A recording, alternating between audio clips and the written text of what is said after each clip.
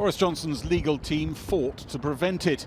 The former Foreign Secretary will now face a court appearance to answer accusations of misconduct in public office. The alleged offence, lying when he said throughout the referendum campaign that the UK gave the EU £350 million a week.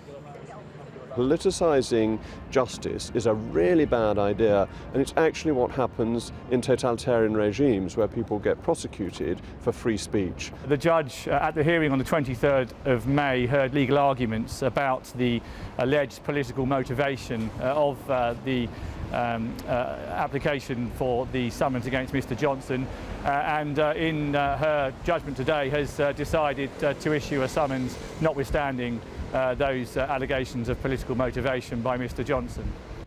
Boris Johnson's defence is expected to dispute that he was acting as a public official at the time, instead claiming he was acting as a campaigning politician.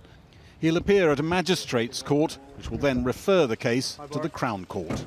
When those appearances happen, he could be in the middle of the battle for number 10, or even the occupant. Mr Johnson, do you accept that you deliberately misled the public? Do you have anything to say, Mr Johnson? Treasury Minister Jesse Norman said he was still pondering joining Boris Johnson and others in the contest to succeed Theresa May.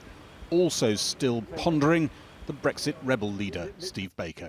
I just want to say an absolutely huge thank you to everybody who voted for me on the Conservative Home survey, putting me fourth in the leadership contest. Spotted filming what looks suspiciously like a leadership promo, former Cabinet Minister Priti Patel. She packed up the camera gear and moved elsewhere after being spotted. It's beginning to look a bit ridiculous, the crowded field, some people say. They also say, why not be honest, say which job it is you're really after.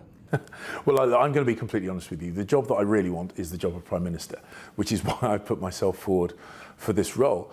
Look, I'm realistic about this. I know that I am not the obvious choice, but what we've also seen in global politics is the not obvious choices keep winning. The battle is on amongst contenders to frame this whole debate. Some of them very much trying to appeal to the activist base as saying, vote for me and we will come out of the European Union October the 31st, come what may, deal or no deal.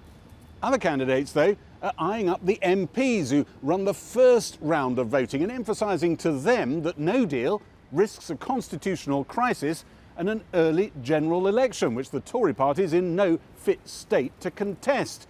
Vote for me, their message is, and I guarantee no early general election.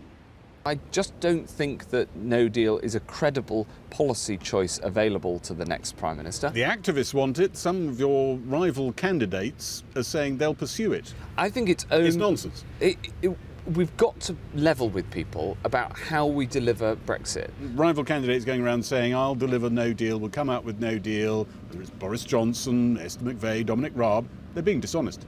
Well, I just think that we need to be straight with people that the way to deliver They're not Brexit... being straight then, should we say? Well, I think that it's only worth approaching this by being absolutely crystal clear about what the facts on the ground are. Yeah.